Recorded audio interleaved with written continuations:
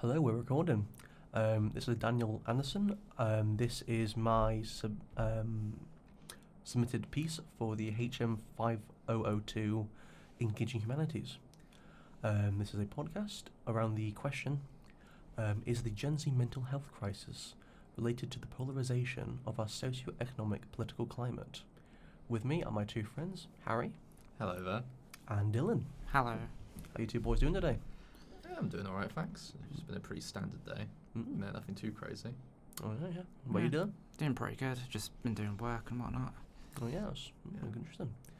So when I say to you, the polarisation of our political climate, what comes to mind for you? Well, I mean, it's a pretty loaded question. There's quite a lot of things you could point at for this sort of thing. But I suppose so, yes. But your first answer, the first thing that pops into your head. I think probably the cost of living crisis. That's probably the biggest thing at the moment for me, anyway. I don't know about you two. For me, it's just like the economy. How people are like socially these days. Like and just how have things been like over maybe like the past like 5 years or so. How do you think that relates to the mental health crisis that we see within our generation? Well, we live with our generation in particular. A lot of the challenges we face are quite unique to our generation, which sort of compared to like previous generations and whatnot. Like like I feel like they can't sort of entirely relate on our sort of level to the sort of specific problems we have. Yeah. So. Yeah, well, I do agree with you actually about that. We do seem to be in a rather strangely positioned generation where we've grown up in a world after the 2008 financial crisis where currently wages are stagnating compared to the cost of basically anything else. Definitely. I actually do have, let me just find it. I do have a chart from the Resolution Foundation that's shown here. Since 2008, wages have stagnated, and yet inflation has risen far beyond any, how would you even put this, any livable means. Yeah. I mean, I feel like just a lot of this comes down to poor management of the country, I suppose, under both the Tories and Labour, But how do you think that this, this economic crisis we seem to be in relates to the polarisation? We live in bit of an extreme society these days, don't we? Yeah, definitely. I mean, to me personally, I feel like because things have gotten so extreme, like people kind of get very desperate and sort of try to like look for like certain like quick solutions or whatever because they notice like the state of the economy, like things like the housing crisis, like just other like what people might perceive as like like social issues, whatever, and they just think, okay, instead of like acknowledging that the problems are nuanced, it's like, okay, we have to solve it via this very extreme like sort of method or whatever. And it sort of creates a lot of sort of polarisation on like the left and the right, for example. So that's the sort of way I view it in relation to polarisation, personally. Speaking of topic of polarisation, what do you think COVID has done to impact our generation specifically? Because there was, of course, there was, of course, a before 2020, before the pandemic hit. There was a lot of discussion around mental health already within my own generation, I remember. But it seems as though ever since COVID happened, we see the light is shown a lot more on our generation than what would the previous one was. The millennials, they were the scapegoat. They were the ones that were always being blamed for things. They were one whose this mental health was always focused on. But after 2020, of course, as our generation grows up, and we see that a lot more of our generation now has got some sort of mental health issue. How much do you think COVID is to blame for that? I mean, it's kind of like what you said, Dylan, how our generation has had to put up with problems and challenges to society that no other generation has had to before. Like, millennials didn't have to put up with a global pandemic when they were growing up, right? And I guess you could say COVID was sort of like a catalyst for all of this polarisation, people going all directions, I suppose. More isolated with what we would call the imagine the unspoken rules of society. The respect you give to other people, the way you socialise, that was stunted. Yes, definitely. People were locked away and forced into online forums, and online environments are oftentimes toxic, unmoderated, a far cry from any sort of real life interaction. Yeah, I mean, like with our generation, like Gen Z, like we were effectively like the first generation to be like properly sort of like raised with the internet. Like, I mean, because you could sort of make this argument too of like some like younger like millennials and whatnot, but like with our generation and even worse like for Gen Alpha, like we were pretty much raised with like the internet and whatnot. And by the time sort of COVID came along, we already had like that sort of technical literacy and whatnot. And like maybe technical literacy isn't sort of correct term to use, but like sort of we're already sort of proficient like using like social media, and then COVID came along and we're all sort of effectively like forced inside because of the lockdowns and whatnot. And for many of us, like aside from like interacting with like family and like the few other people you might have been able to see, like we were just forced, well not really forced, but like we gravitated towards like our devices and like social media, like Instagram, Discord, Twitter, whatever else, and having that as like sort of the only form of socialization. It can. Because I was going to say actually, when you said raised by the internet, one thing you hear was like millennials, for example, they were raised alongside the internet, but our generation seems to be raised with it. Saw this years ago, and you still see it now. Issues of parents giving their kids, an iPad with some sort of, was it Cocomelon, something like that? Yes. Yeah. The amount of articles I've seen about how terrible Cocomelon is for kids growing up. Attention spans get absolutely crippled by short form content like TikTok or YouTube Shorts.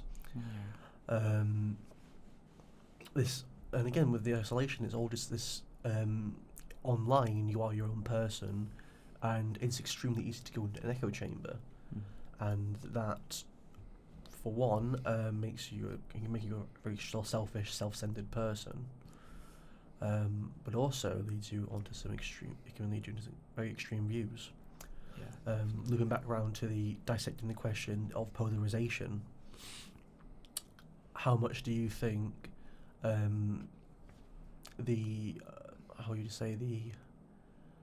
being raised online has made people more politically and socially extreme?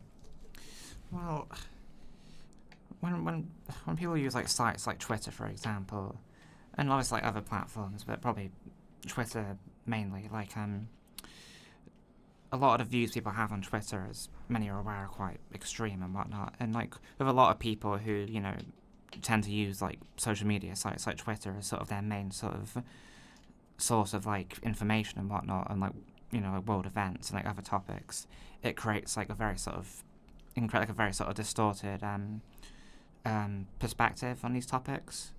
So like that can also sort of cause people to become very sort of polarized and whatnot. So there was one thing is especially on Twitter, for example. Of course, right now it's owned by Elon Musk, and the past few years we've seen him go from rather well-regarded and well-liked billionaire to a guy who did a Nazi salute at the presidential inauguration. That was something that he did. Of course, another problem with Twitter and many other social media sites is the bots. Bots used to push some sort of political agenda, oftentimes very far right views. Facebook is another perfect example actually. My nan got radicalised off Facebook actually. She is. We have a rule at home now. We don't talk politics because, not just our younger generations, but everyone across the spectrum. Everyone across all ages has some sort of polarisation in their lives. You just can't have a civilized discussion, that sort of thing. Is that have you seen any of that? Any polarisation happening? Any mental health crisis happening within your own lives? Anything you've seen? I mean, like, something similar happened to my step-grandma, because she would use Facebook a lot, and she developed some very, very, radical views and whatnot on, immigration and, other topics, too. I can recall her posting, this one thing in reference to Brexit, where it said, something like, when in doubt, get them out, and just other things, but this was, years ago, and I haven't checked it in recent times, but, I can just imagine how bad it is now based on, the stuff I've seen and whatnot. And, I mean, it's just, yeah, I feel like with older generations, too, it can just be more, I guess it's sort of worse for them because, they sort of might they have, sort of less understanding of, current technology, so they'll sort of be more likely to take certain things at face value more and be prone to developing, these sorts of beliefs as well. I mean, for me, sort of, I feel like I'm one of the lucky ones. I mean, my family have never really been great with technology. I mean, my grandparents don't have phones or computers or anything, and my parents, they do have phones and all that, but they don't use social media, and neither do I. So I feel like they never really get exposed to this sort of thing. So when they hear about it on the actual news, on actual sites like BBC and ITV, they're like, wow, people are actually like this. That can't be right, People actually think like this. So, one thing I want to bring up is a article from King's College London. It was a joint effort, this, I believe, by the King's College London and the Augean Institute in Australia.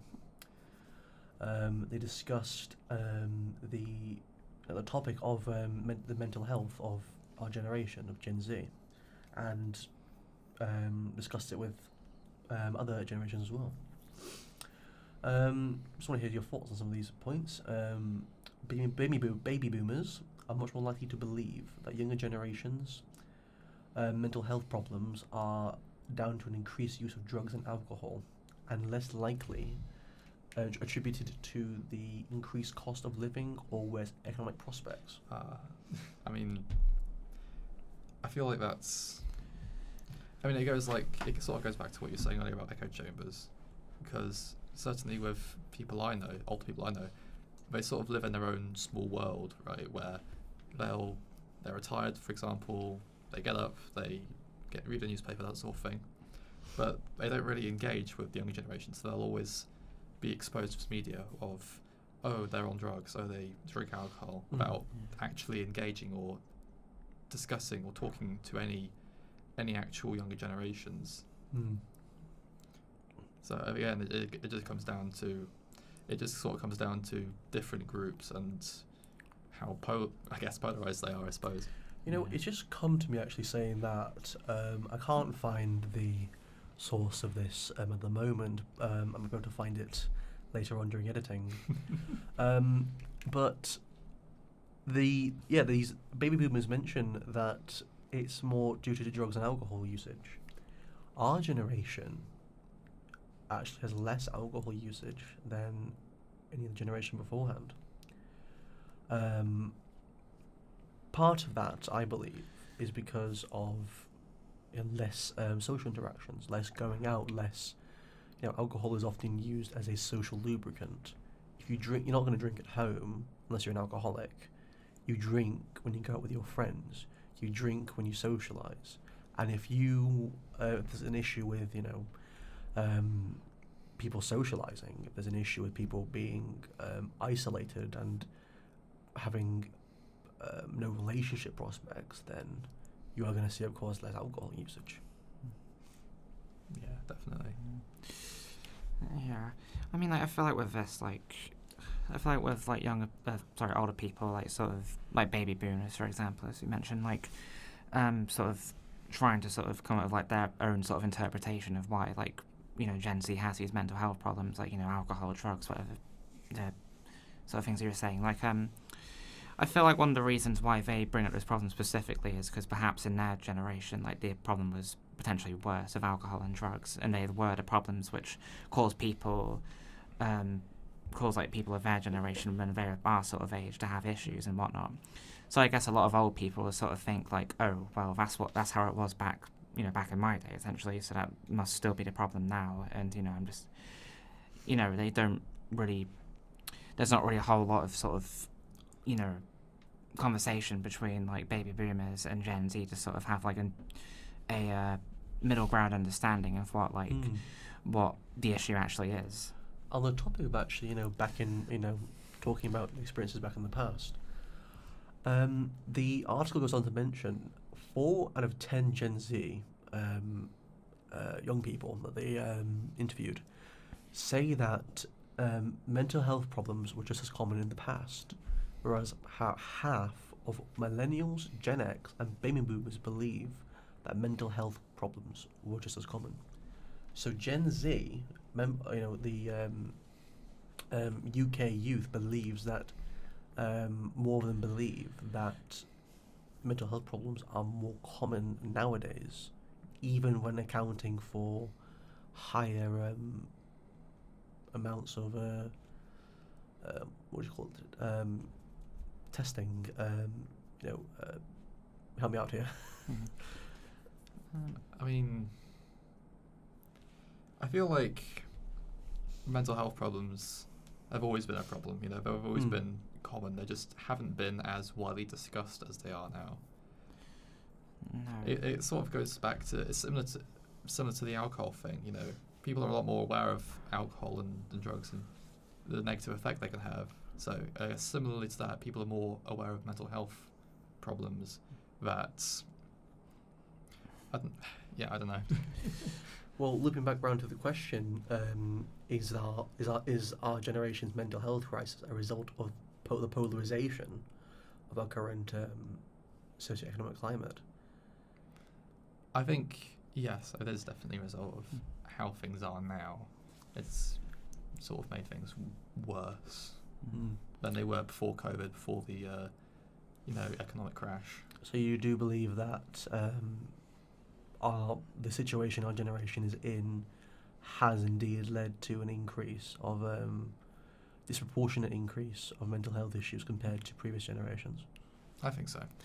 I think so too. I do obviously think the topic is quite nuanced because you were talking before about how people sort of have like sort of generation difference between like people who think like mental health problems now are just as common, while people in our generation thinking it's worse. Like, I guess like on one hand, like with our generation, like we're a lot more aware of it than like previous generations might have been, because like with previous generations they had this whole sort of culture of mental health where it's like, oh, get over it. It's like basically just a whole culture of sort of bustling it up and sort of just like, oh, get over it, get a grip, whatever. Meanwhile, with our generation, we're a lot more sort of open-minded and understanding and sort of more like aware of like ourselves and any sort of Would you anything. say that? Would you say that considering conservatism is rising in the young men of our generation specifically?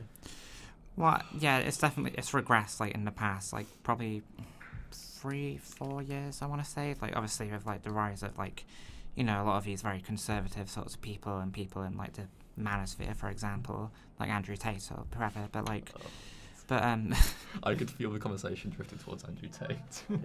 Yeah, but that's what I was saying.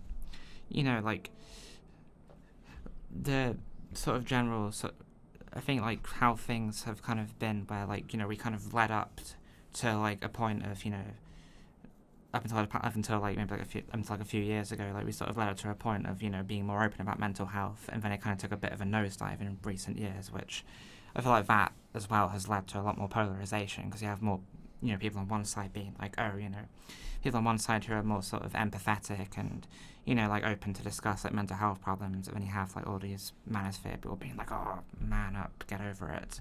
You know, like, oh, men don't cry, whatever else, or whatever other stuff they talk about. Would you say, obviously we've discussed earlier about economic issues, stagnation since 2008, wages. There's of course a housing crisis in the UK right now. The average a rent for Cheltenham, for example, is about £1,300.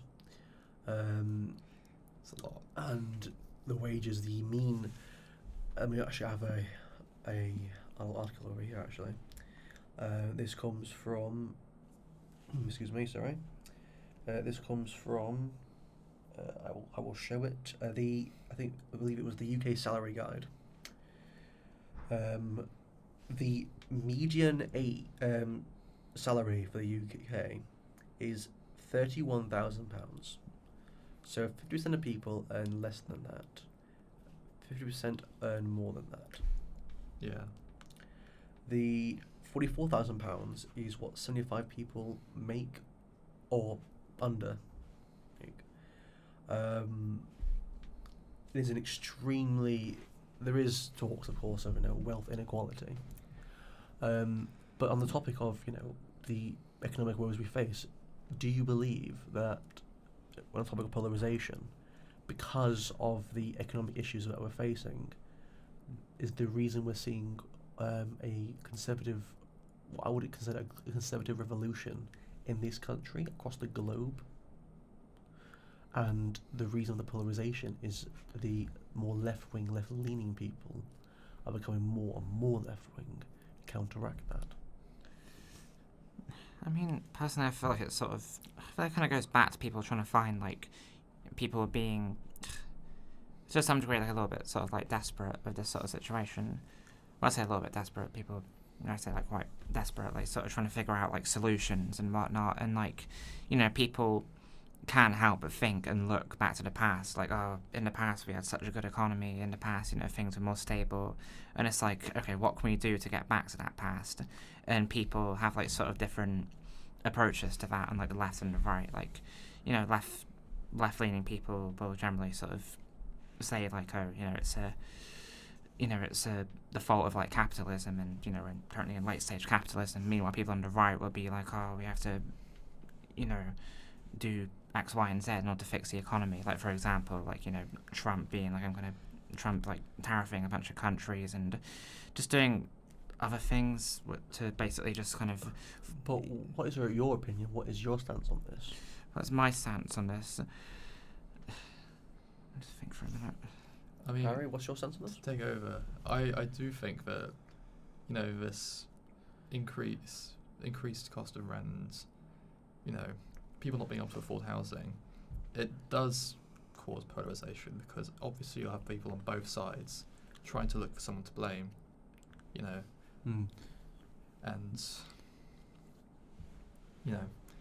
eventually one side will make one argument, and then the other side will counteract it, and then it just sort of keeps going back and forth.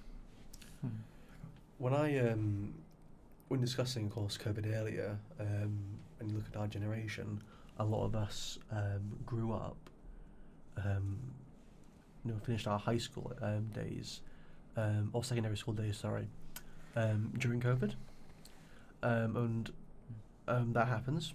Mm-hmm. And as soon as we're then let loose into university, we then have the prospects of a economic recession happening right after we finish our degrees. I personally know of a few people whose degrees, after they graduated, their degrees got them a job stacking shelves after like 6-9 months of applying. That'll be me. Yeah. And of course, generative AI, things such as ChatGPT makes things.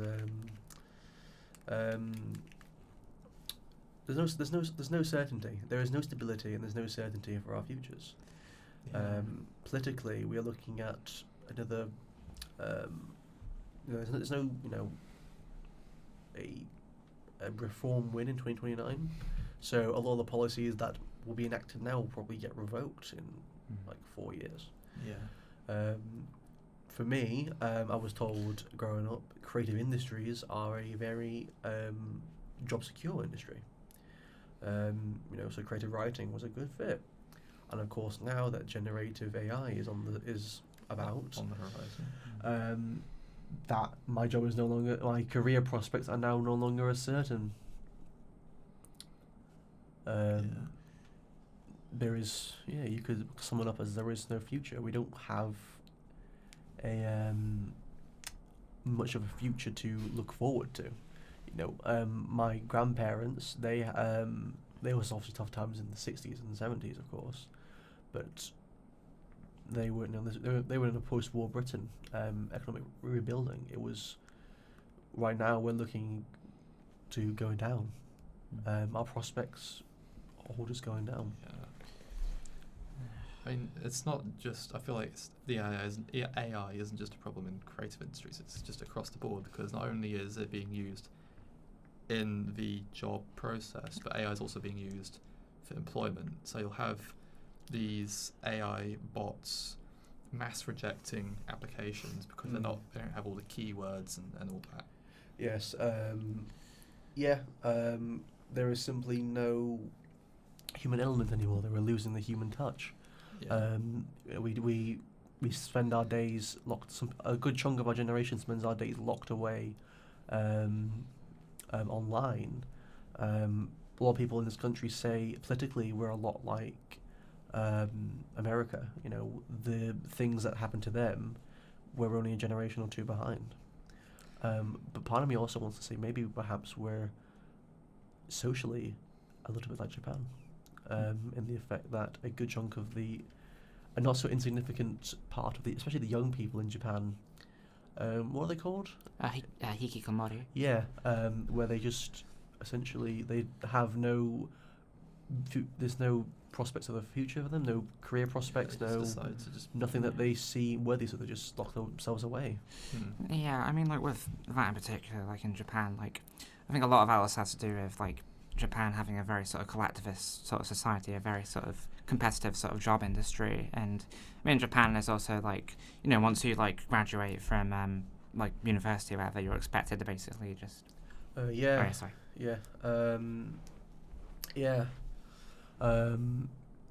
you could argue that we probably need a bit more collectivism in this country. We're at a point where we're rather selfish, I think, very self-centered.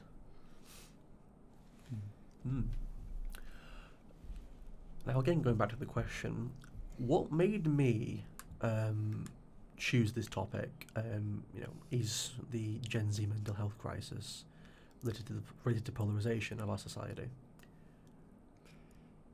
The thing that got me thinking about this was when I said to someone, it popped into my head, the mental health crisis that we have right now is simply the body's natural reaction to the climate that we're living in. Yeah. I agree.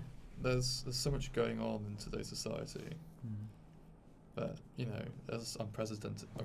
I mean, people didn't put up with it back then, and they certainly wouldn't expect us to put up with it now. So I feel like us, Generation Z, not being able to fully cope with it, it's not surprising, really. Yeah, our bodies are not meant to, I would argue our bodies aren't actually meant to handle so much information at once, so much stimuli. Yeah. And of course, with the way, especially major newspapers, news companies works, negativity sells.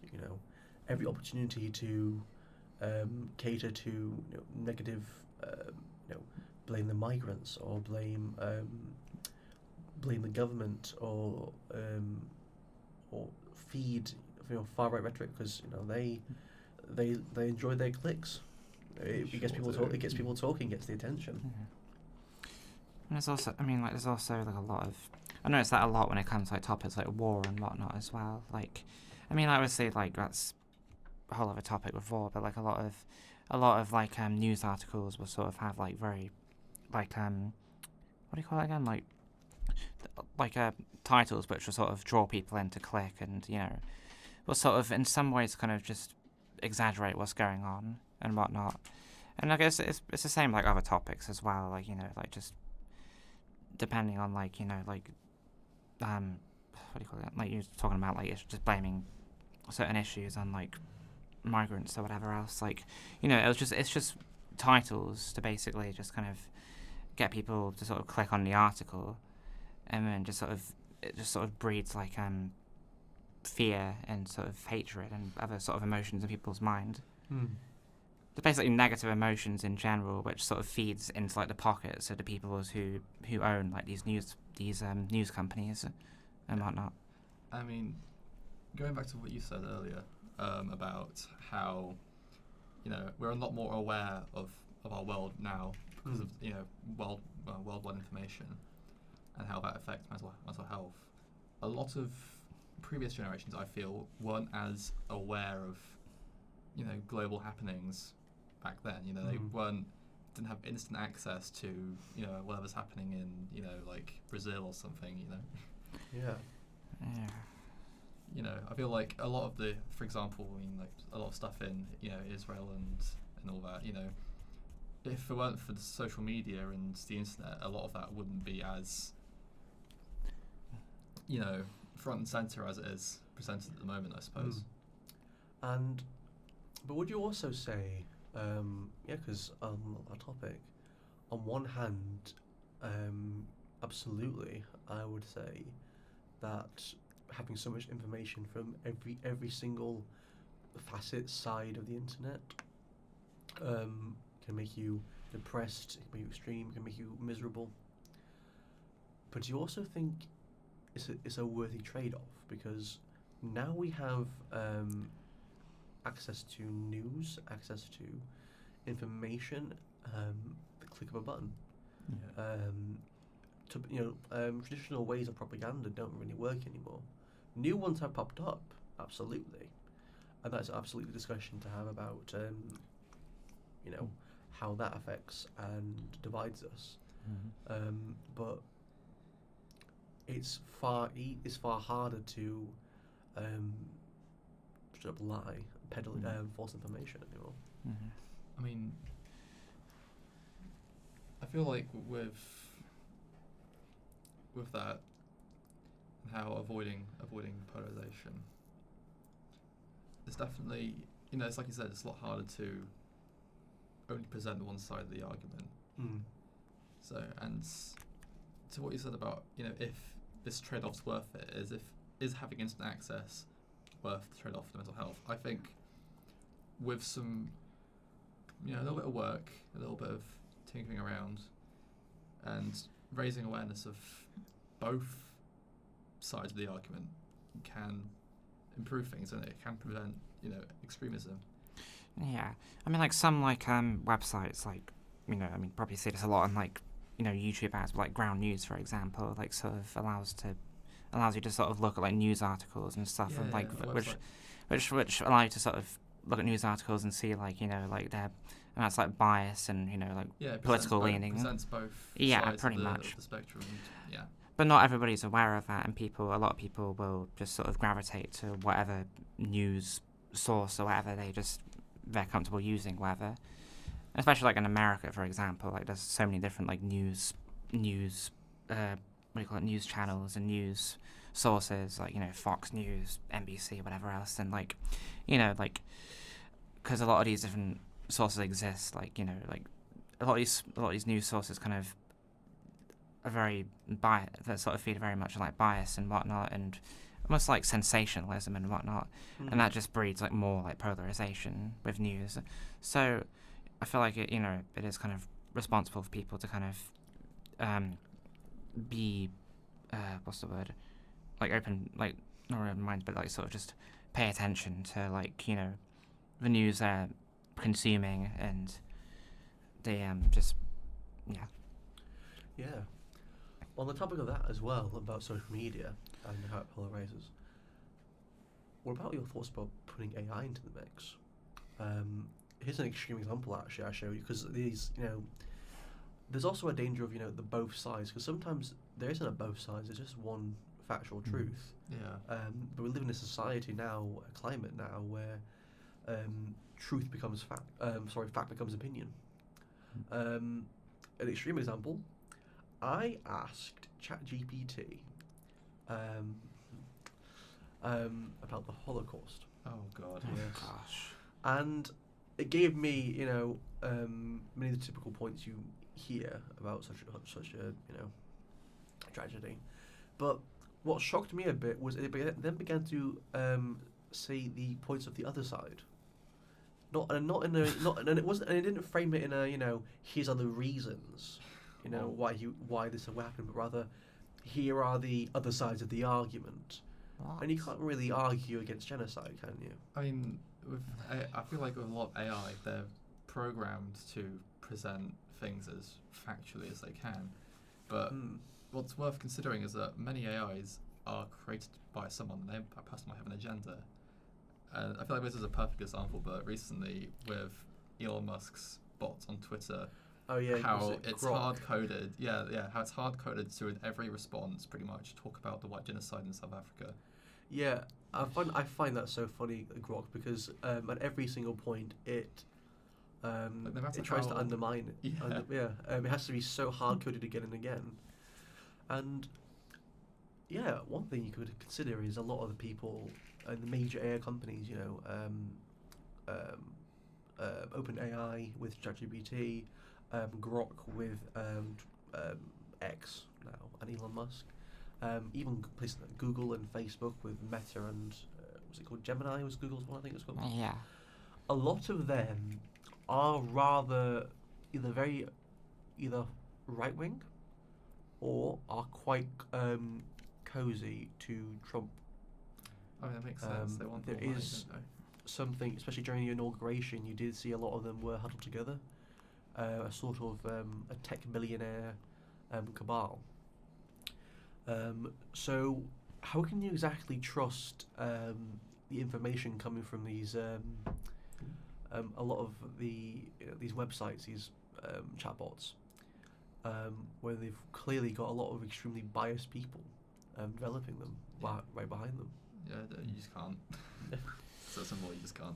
I mean, I feel like the link between like AIs and like sort of like right wing sort of like tech billionaire sorts of people, and also Trump himself. It's like a lot of these people sort of like to throw a narrative around where it's like, oh, AI is the future, so you might as well like invest in it and develop it and everything else, and it just sort of leads to just a lot of these sorts of issues you discussed pretty much. Yeah, it's simply so easy to use AI. It's To just use it to manipulate people. use it to divide us more.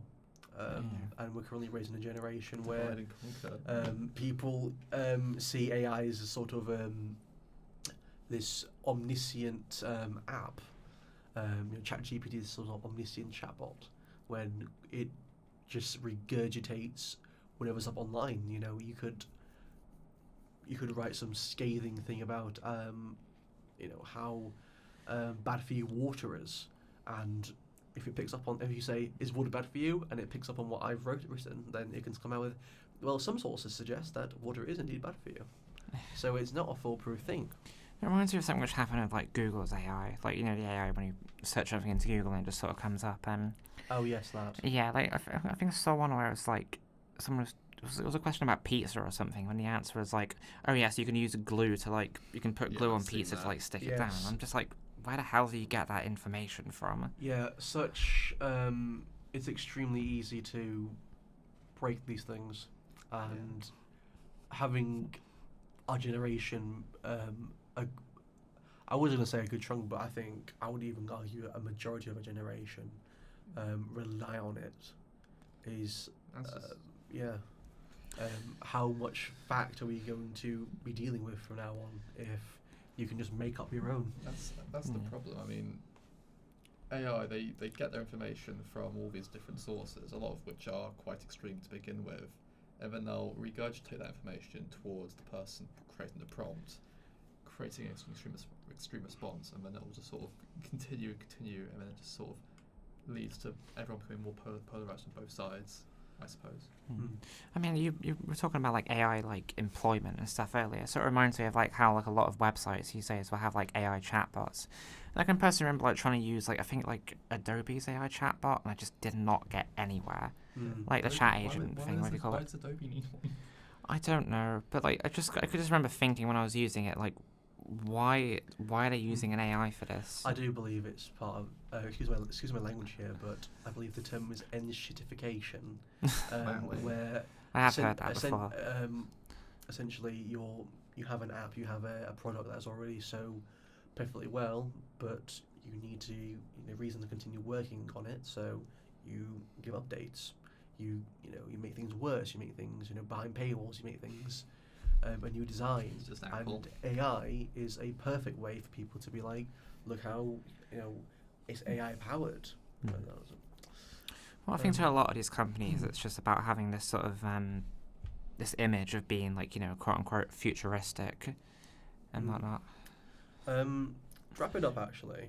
Very topical, I think, because some of us are men, others know a lot of men in our lives.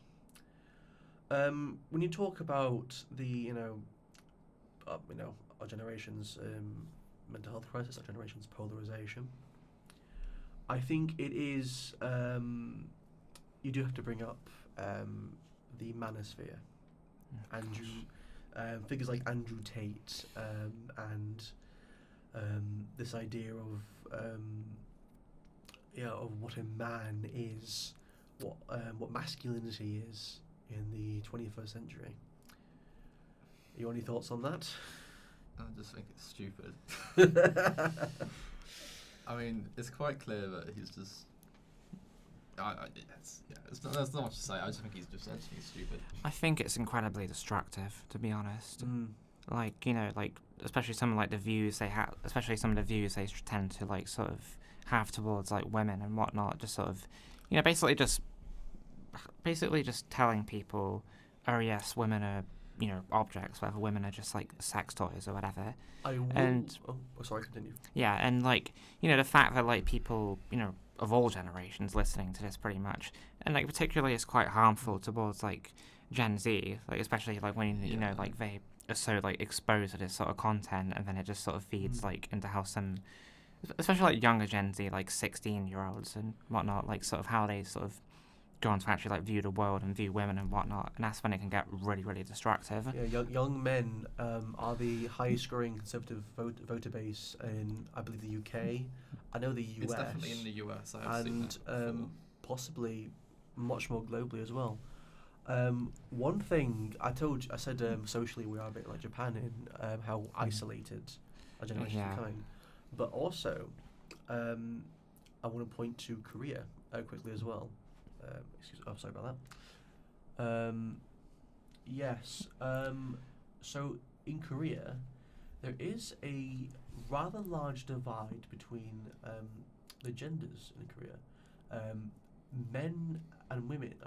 Men are becoming much more right wing. I'll put this up in editing here, a picture of it. But the men are becoming much more right wing, and the women are becoming much more left wing. There is a noticeable divide, social divide between the two genders, and part of me wonders if this idolization of these manosphere figures will breed the same results in this country. Yeah, I think people like Andrew Tate becoming popular is definitely a result of the climate we're in right now. Given how the wage hasn't increased and everything's getting more expensive, people want to live successful lives. They want to own a nice house and such, so they try and follow any guidance possible, even if it is something He's very like he's very flashy, isn't he? Lots of cars, a lot of big houses. Yeah. Well, I mean, another thing a lot of these sorts like manosphere people tend to sort of promote is like the whole sort of like hustle culture, where it's like, just hustle a bunch and you'll make a bunch of money and whatnot. The grind. Yeah, like the grind. Morning. Yeah, just, and it's just running free businesses. It's just a very unrealistic sort of, very like idealist sort of mindset that these people think like, oh, if I can do it, anyone can do it, which just isn't true, essentially. Even then, again, they can just lie. You know, a lot of these people lie. They are, Yeah. you know, a lot of, as we said before, a lot of people, a lot of generation became quite isolated thanks to COVID. Their role models, their who they look up to, who they you know, socialise and view with,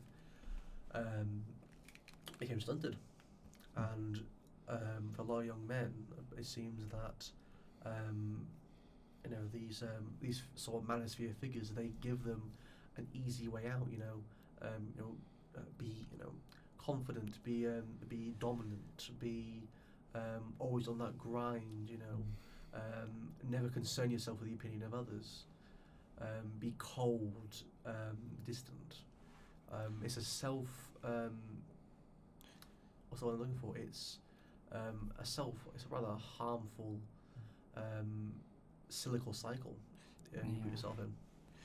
I mean, like, I think some of the main sorts of people who are sort of generally kind of like sucked into this whole sort of manosphere kind of thing and develop these sorts of views towards like the world and like specifically like women and whatnot are people who may like feel sort of like lonely and such before, then they see, you know, may feel lonely, just simply want like, you know, like a girlfriend or whatever, then they see like these sorts of people, and then it just really sort of, you know, like these sorts of, you know, thoughts and feelings they had before will just get like blown completely out of proportion, and then it'll just develop into this whole thing where it's like, oh yes, I want to find a girlfriend, I have to, you know, like be really cold and be really, you know, basically just feed into their idea of what like being like a man is and whatnot. Yeah, I feel like that does lead more towards the polarisation though, because you know, you'll have guys acting all cold and, you know, following this right-wing role model, and then all the women will be like, hang on, people are actually like this, that sucks. Yeah, they a lot of women I talk to actually have issues with a surprising amount of men they encounter are affected by this. They have these sorts of these views that they are lesser than them. In my own flat, I currently have one flatmate who very much believes this sort of thing, and it causes, it's more common than you think. Yeah. In many cases, it's very, very. It does not line up with reality at all, and it's counterintuitive. Is the best way I can describe, like, you know, the quote unquote advice they give towards the world, and whatnot. Yeah, I know I said it was the last thing, but even though time's running on, I think it would be amiss if we do not discuss as well, while we're here, the LGBT community, especially within our generation. I'll pull it up during editing, but about a quarter of Gen Z identify as a member of the LGBTQ plus community. Now, that community has been the source of a lot of talk, controversy, and targeting over the past, well, centuries, quite frankly, or thousands of years, you could say.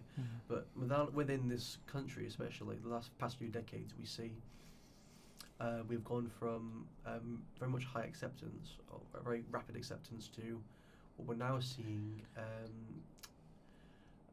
some members, specifically trans people, becoming a new scapegoat. I think I saw a figure recently where I was like, you know, about 10, 15 years ago, the UK was the safest place in Europe for members of the LGBT community, and now it's like the 22nd or something. Yeah, that is It really says a lot, doesn't it? Yeah.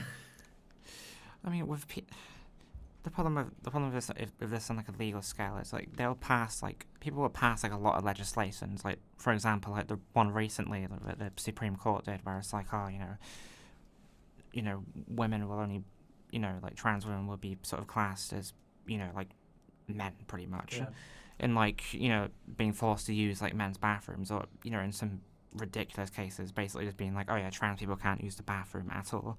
The thing with all these legislations is that they never get the opinions of trans people themselves. No, I believe actually for that for the, you know, the court case, I believe for the final hearing they had no trans people there to talk to. Absolutely not. No. That picture of J.K. Rowling with like the massive, Yeah. the massive square. Goodness, oh, can't. Disgusting. We'll be here for another hour. Yeah. You need to be careful with that. That actually really disgusted me, that ruling, especially because the transport police then said that they would take that into full effect, which means that a male officer would be able to conduct a strip search Yes. of a trans woman, and that is clear as day. Not good. Yeah. The laws they put into place are counterintuitive for themselves too, because like, for example, if you go back to like the thing with like the issue of like bathrooms and whatnot, how are you going to know if someone's trans? Like if you just pull someone aside and it's like you're trans, when it could just be like, someone someone who is like cis, but someone who's actually like cis or whatever. Like the issue there is like you're just judging people on how they outwardly appear, and you can't just tell someone is trans and whatnot. And there's just so many issues like that, like how like they pass all these like anti-trans laws essentially, but how the fuck are they even going to enforce them? And much of the time, probably most of the time, if not all the time, maybe it's just it backfires on the people actually making the laws. Like for example, you could say that in a discussion trans men never get brought up either. No. You could also round it off because we were spoken earlier about how a lot of young men are becoming much more right wing in our generation, and I also mentioned earlier how people become either much more extremely right and extremely left. There is no middle ground. There is just more and more to each side. Oh, Harry, you got something to say? No, it just came to me. Like ever since COVID, you said there's been like this huge separation. This polarization. COVID people feel like they're isolated, they're lonely. They want to belong to something, and you say like what a quarter, like one in four people identify as part of the LGBT community. So I guess in a similar sense, you have people going identifying with them, and then you have people following Andrew Tate. So it's just sort of two very different sides, I suppose. One big section of our generation is extremely right wing. The other section is extremely left wing. They have to be. For their survival. Each side believes they have to be either right or left for their intended survival. And of course, this is all wrapped up in in our generation's very commonly sort of self-entitlement, sort of selfishness. I'm supposed to wrap it up, really. To give a conclusion. What do each of you think is in relates to the question? Back to the big question. Do you think polarization is the main reason for the mental health crisis in our generation? It's definitely one of the main ones. I'd say it's not like the biggest, because I feel like it can be equally loaded with other things like the economic crisis. But certainly it's definitely people knowing that no matter what their opinion is, they'll have at least like a large portion of the population hating them just for for what they believe in. I think that's driving a lot of people to just not wanting to share what they believe in and share themselves, in a sense. So it's always been of my opinion on this topic that it's incredibly nuanced, but I think everything we've discussed, like the economy, like how things have been since 2008 or like onwards, and just like the internet, social media, just people going into their people joining in into their echo chambers, and just I think in general just people trying to find quick answers and quick solutions to just everything is what's led to just this ludicrous amount of polarization we have these days. Yeah, Yeah, I agree. I do believe personally, that I would say the polarisation of our current climate is the main reason. Even though there's heightened awareness of our mental health issues, we are very unique in we have grown up not just grown up in online echo chambers, but also grown up alongside a pandemic, an economic recession, and of course a post-truth society, which is only amplified with technology like generative AI. Yeah. Yeah, I think that Yeah. should be it really. Yeah. Harry, Dylan, thank you so much for Yeah. coming today. Thanks for I've having really me on. enjoyed your Thanks for opinions, having us. of Yeah. course, Yeah. Thank you all so much. Thank you. Goodbye.